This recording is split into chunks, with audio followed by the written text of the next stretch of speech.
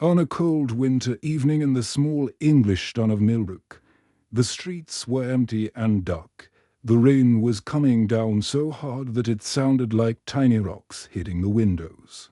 Emma Williams pulled her coat tighter round her shoulders as she walked round her little grocery shop. Turning off the lights one by one, Emma was 35 years old. But she felt much older. Her brown hair was always tied back in a simple ponytail, and her clothes were plain and practical. She had been running this small shop for 8 years. But everything had become so much harder since her husband David died 6 months ago.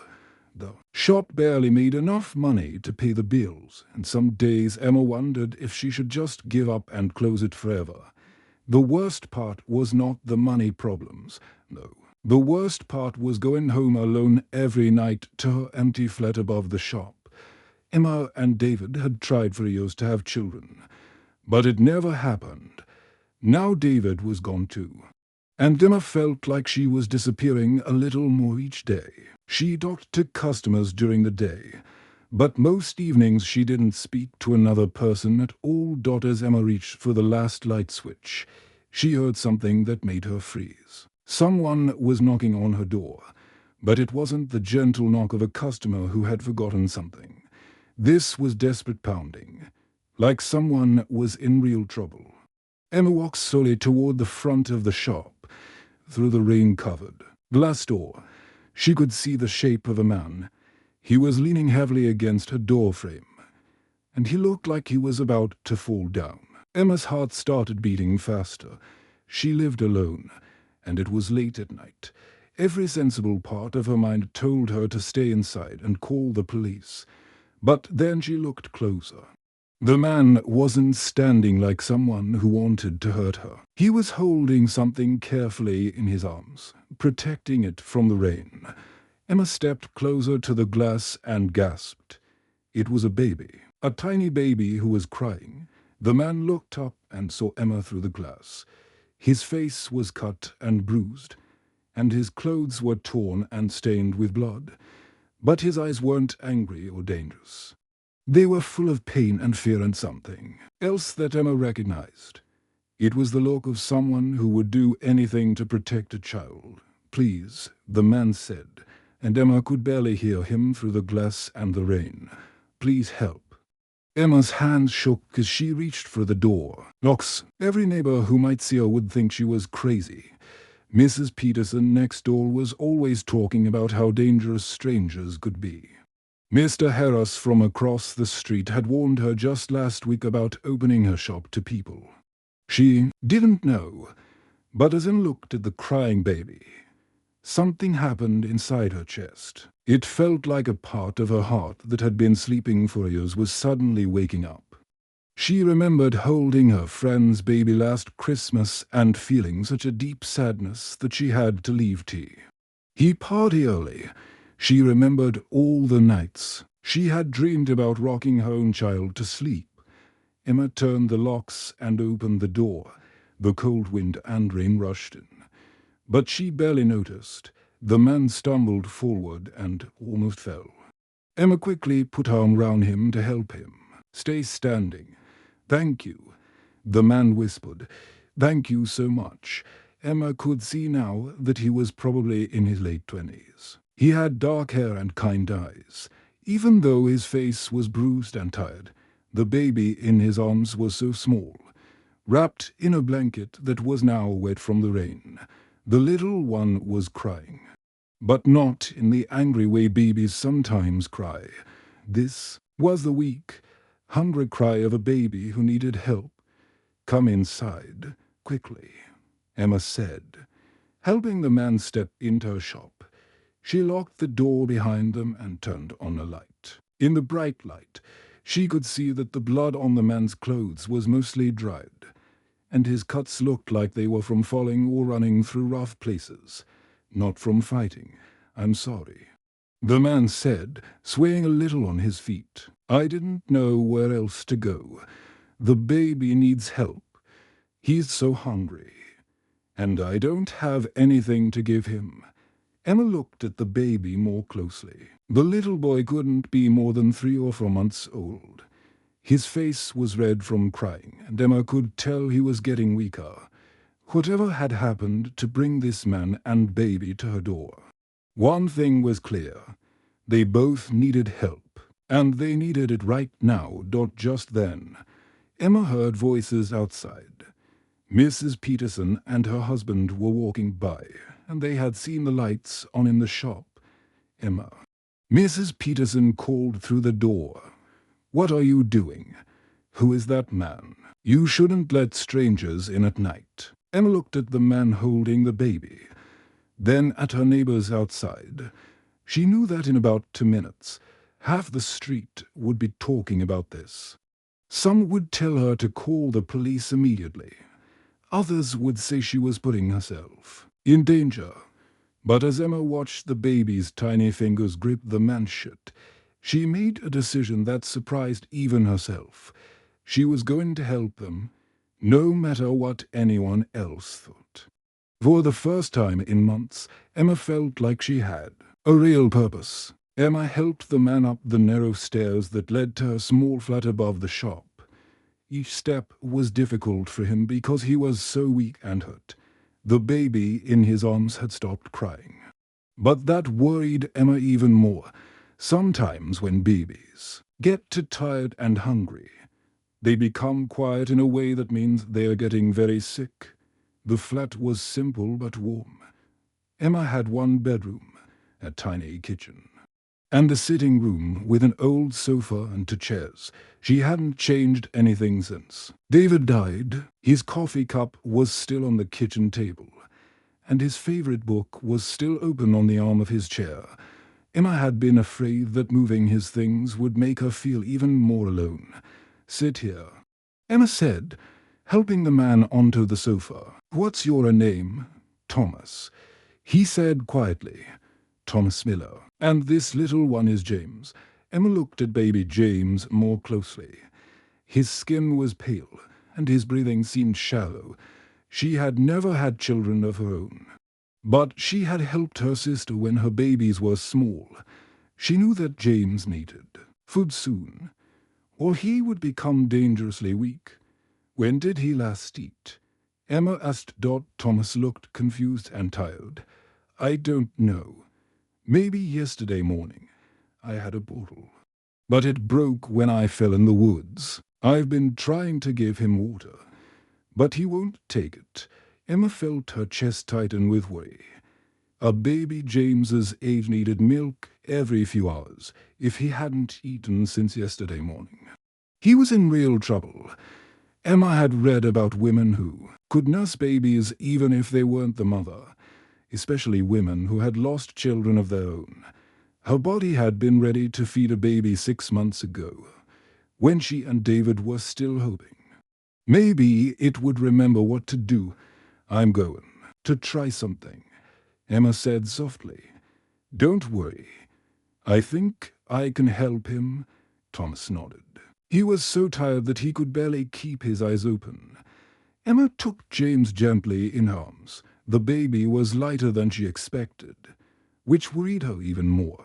She sat in the old rocking chair that had belonged to her grandmother and held James close to her chest. At first, nothing happened.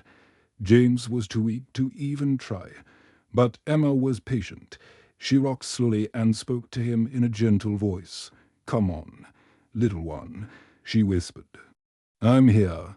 You're safe now." After a few minutes, James seemed to sense what Emma was offering.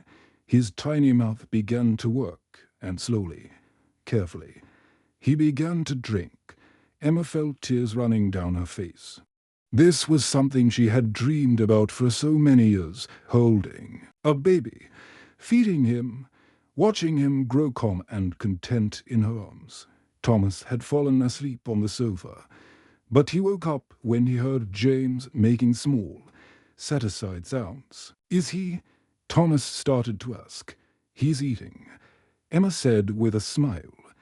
"He's going to be fine for the next hour." Emma fed James while Thomas rested. The baby grew stronger with each passing minute. His color came back, and his breathing became deeper and more regular. When he was full, he looked up at Emma with bright, curious eyes, as if he was seeing her clearly for the first time. "You saved his life," Thomas said quietly. "I don't know how to thank you." "You don't need to thank me," Emma replied. "Just tell me what happened. Where did you come from? Why were you running?" Thomas was quiet for a long time. Emma could see that talking about it was very hard for him. Finally, he began to speak, and his voice was full of sadness. "James is my nephew," Thomas said. "My sister Katie was his mother. She married a man named Derek when she was very young. At first, he seemed nice, but after James was born, Derek became angry and mean. He would shout at Katie and sometimes hit her." Emma listened without saying anything. She could see that Thomas was trying hard not to cry. Katie was scared to leave because Derek said he would hurt her and the baby if she tried. Thomas continued. "She called me last week and said she was going to take James and go far away. But Derek found out about her plan." Thomas stopped talking and put his head in his hands. Emma waited patiently for him to continue. "When I got to their house, I found Katie on the floor," Thomas said, his voice breaking. "Derek had hurt her so badly. She was dying. But she was still trying to protect James. She put him in my arms and made me promise to keep him safe. She said Derek would never stop looking for them, and that James would never be safe as long as Derek could find him." "What happened to Derek?" Emma asked. "I don't know," Thomas said. "I took James and ran. I've been walking for 3 days, sleeping in the woods, trying to keep him warm and safe. I was so scared he was going to die before I could find someone to help us." Emma looked down at James, who had fallen asleep in her arms. His face was peaceful now, and his breathing was strong and steady. She thought about Katie, a young mother who had died trying to protect her baby. She thought about Thomas, who had given up everything to keep his promise to his sister. "You did keep him safe," Emma said. "You brought him to exactly the right place, outside." Emma could hear her neighbors talking in worried voices. Mrs. Peterson was telling her husband that Emma had lost her mind. Mr. Harris was saying that strangers with babies covered in blood were probably criminals running from the law. But Emma didn't care what they thought. She looked at Thomas, exhausted and hurt, but still watching over James with gentle eyes. She looked at the baby sleeping peacefully in her arms for the first time since David died. Emma felt like her life had meaning again. 3 weeks had passed since that stormy night when Thomas and James first arrived at Emma's shop. The small flat above the grocery store had become a real home for the first time in months. Emma woke up each morning to the sound of James babbling in his makeshift crib, which Thomas had built from an old wooden box and soft blankets. Thomas had surprised Emma with how handy he was round the house. He told her that he had grown up on his grandfather's farm in the countryside, where everyone learned to fix things with their own hands. The shop had been falling apart slowly since David died, with loose floorboards, squeaky doors, and shelves that wobbled when customers touched them every morning after Emma fed James. Thomas would work on something new. He fixed the front door so it didn't stick anymore. He painted over the water stains on the walls where the roof had leaked last winter.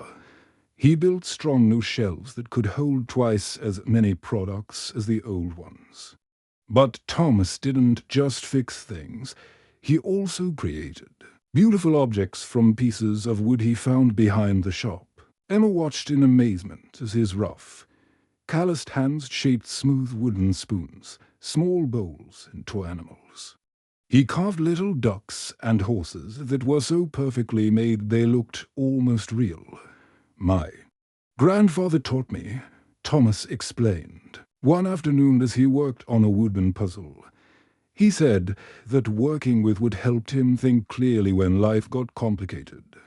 Emma decided to display Thomas's creations in the front window of a shop. She wasn't sure if anyone would want to buy them, but they were too beautiful to hide away. The first person to notice was Mrs. Baker, the elderly woman who lived in the house next to the shop. Mrs. Baker had been one of the neighbors who warned Emma about helping strangers on that first night. But when she saw the wooden toys in the window, she came inside to look at them more closely. "These are lovely," she said, picking up a small carved bird. "Did you make these yourself?" "Young man," Thomas nodded shyly. He was still nervous round the townspeople, afraid that they all thought he was dangerous.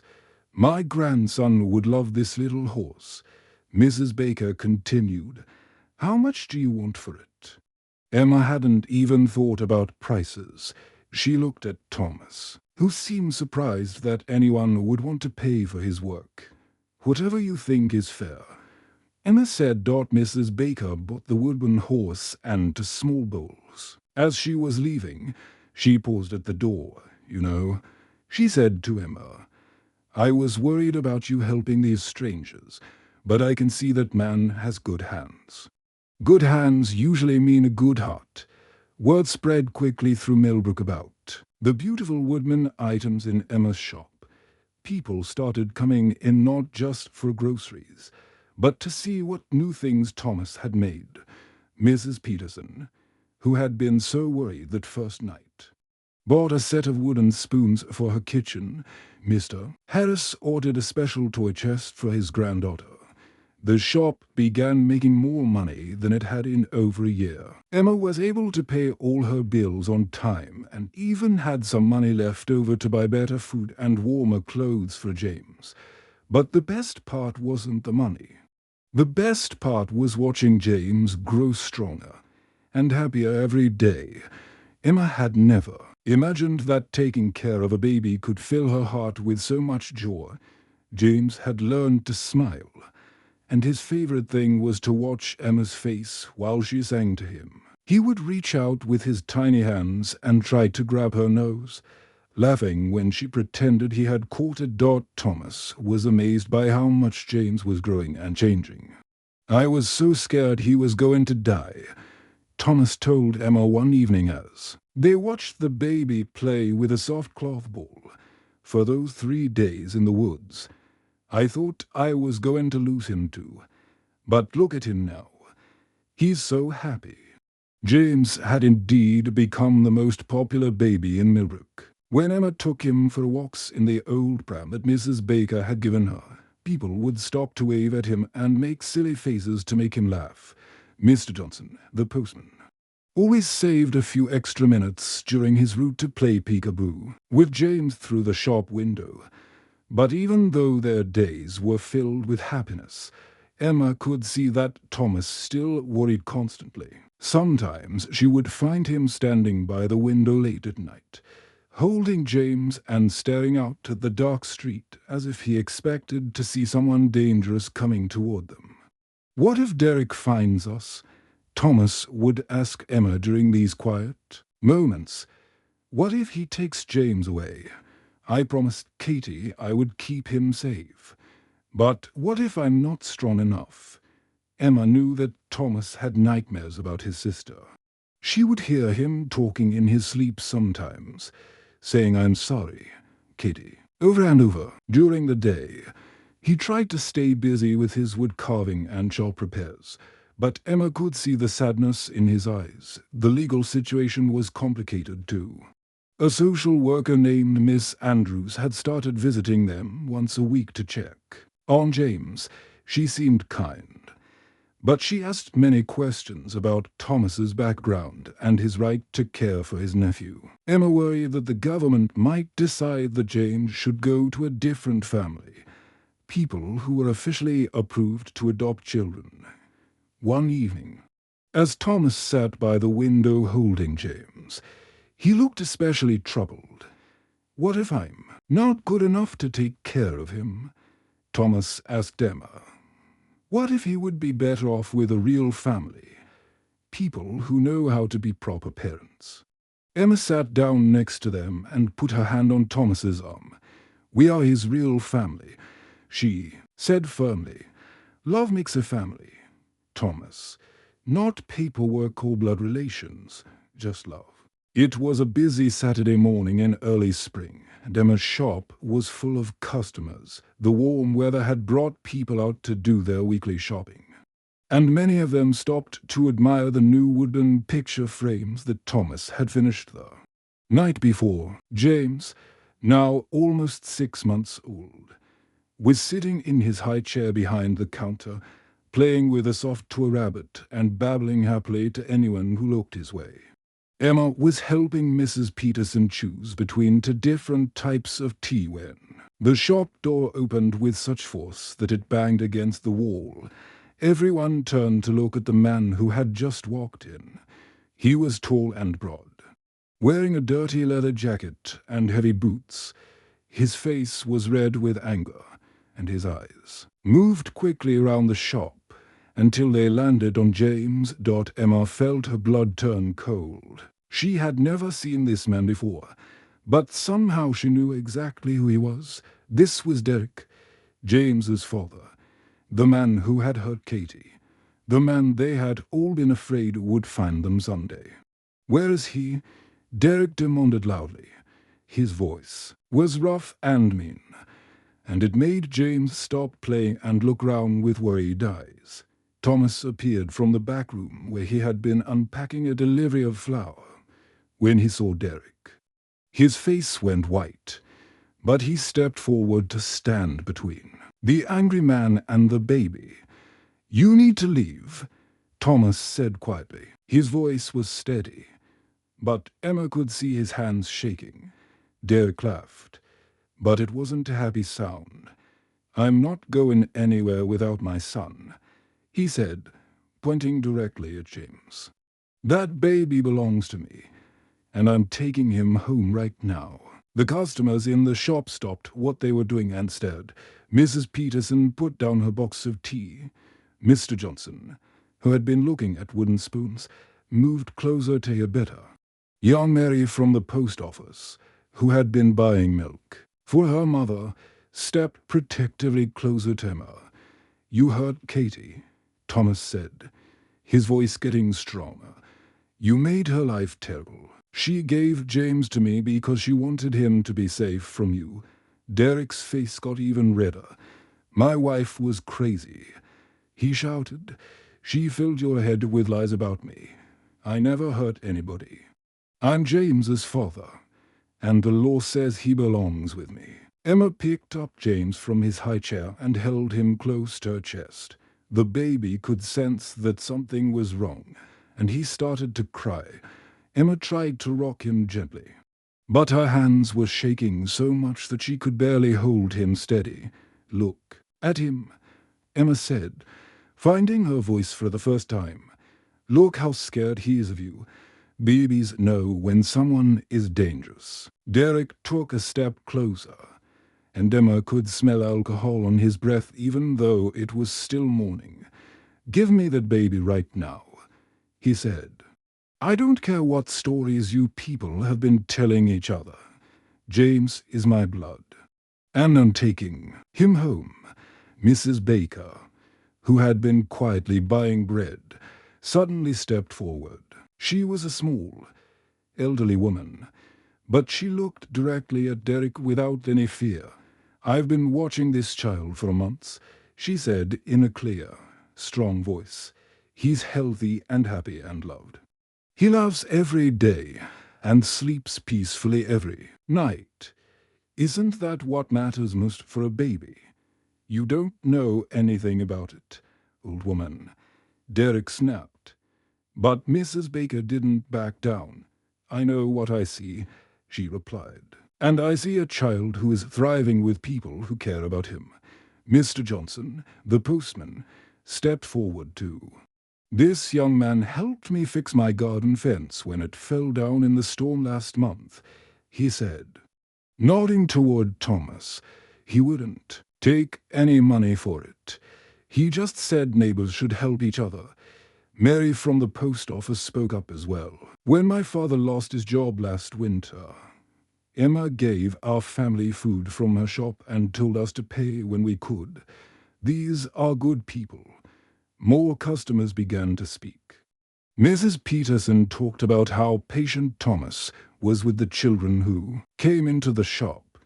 An elderly man named Mr. Wright mentioned that Emma had stayed late one evening to help him when he felt sick and couldn't get home by himself. But Derek wasn't listening to any of them. He was getting angrier with every word they spoke. "I don't care what you people think," he shouted. "That baby is mine by law. His mother is dead, which makes me his only real family." "Katie gave him to me," Thomas said firmly, with her last breath. "She made me promise to keep James safe from you. Try to prove that in court," Derek said with a cold smile. "It's your word against mine, and I'm his real father. No judge is going to believe some stranger over blood family." The shop had gone completely quiet except for James's crying. Emma could feel her heart beating so fast that she thought it might stop. She looked at Thomas and saw the fear in his eyes. But she also saw something else. She saw the same determination that had kept him walking for 3 days through the woods to keep James safe. Derek looked round the shop at all the people staring at him. "Fine," he said finally. "I can see you're not going to be reasonable about this. I'll be back with the police and the proper paperwork, and when I come back, I won't be asking nicely." He turned and walked toward the door, then stopped and looked back at Emma. "Enjoy your last day with him," he said, "because tomorrow that baby is coming home with me." After Derek left, the shop stayed quiet for a long time. James gradually stopped crying, but Emma could feel him holding onto her shirt with his tiny fists, as if he understood that someone had been trying to take him away. That night, none of them slept well. Emma lay in bed listening to James breathing in his crib and to Thomas moving round restlessly in the next room. They all knew that their perfect little family might be about to end, and there was nothing they could do to stop it. The next morning came too quickly. Emma woke up before dawn and found that she had barely slept at all. James was still sleeping peacefully in his crib.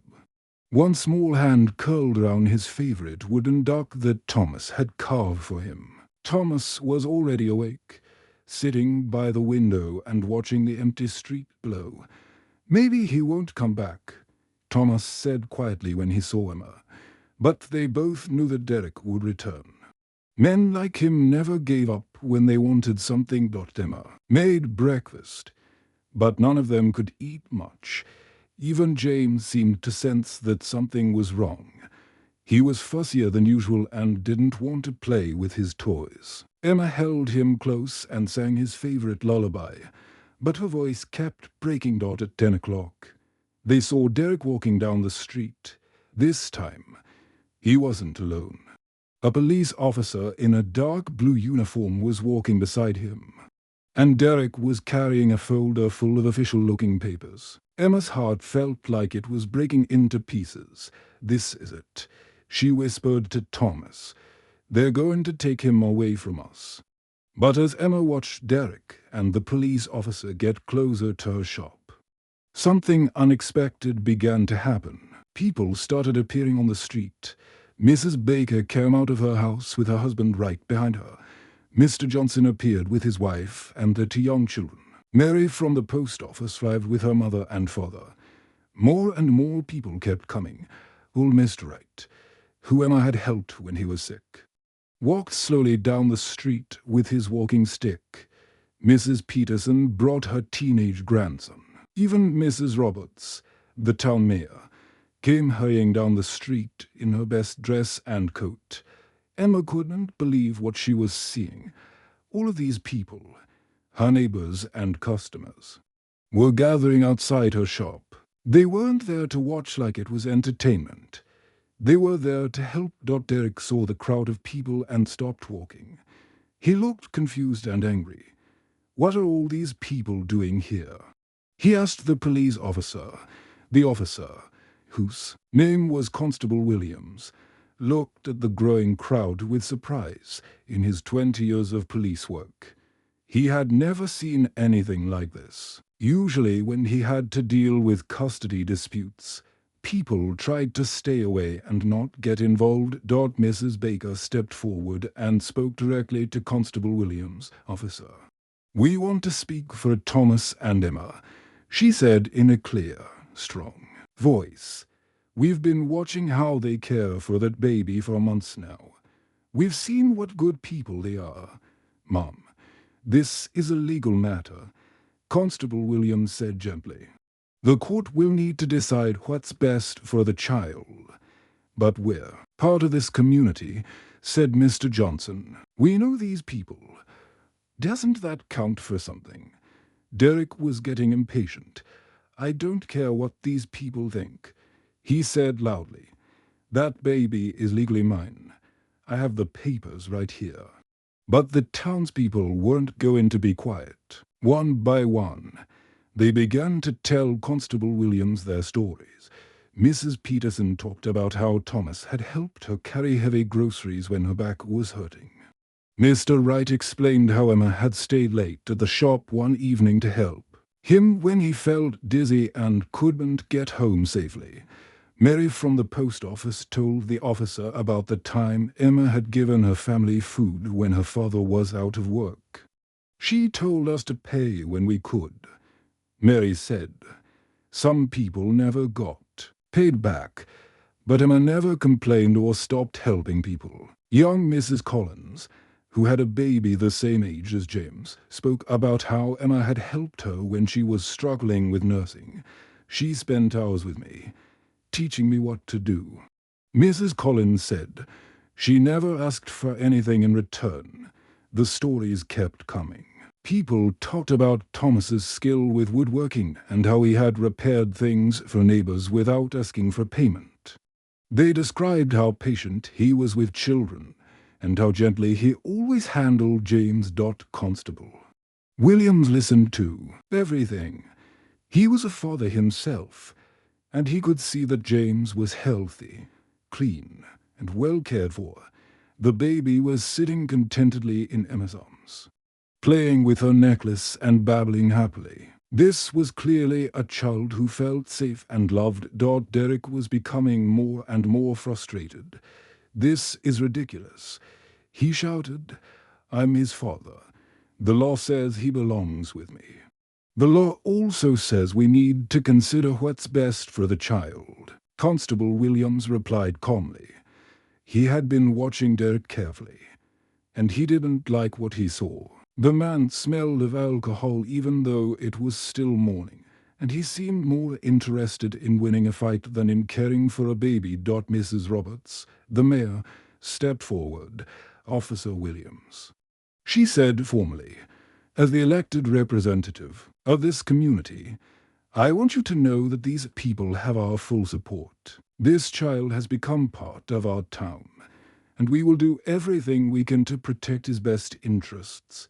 The crowd of townspeople nodded and murmured their agreement. Derek looked round at all the faces staring at him with disapproval and dislike. He had expected to come into a small town and easily intimidate a few strangers.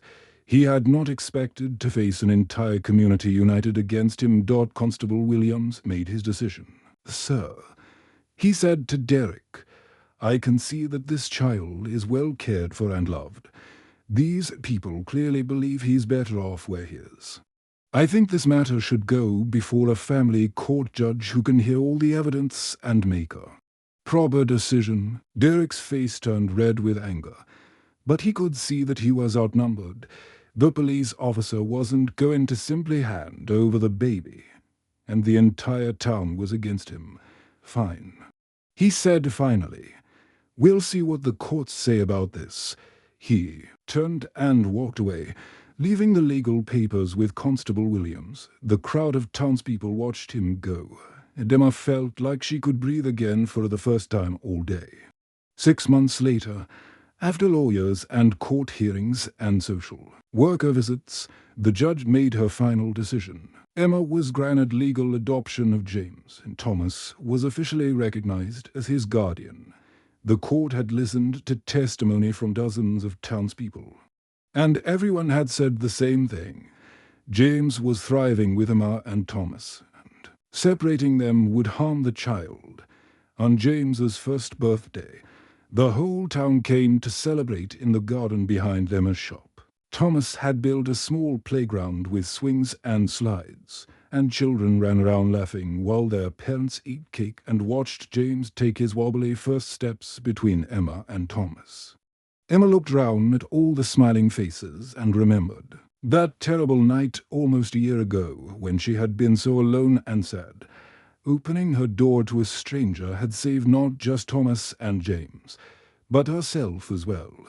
She had found her family, and her community had shown her what love really looked like. The end.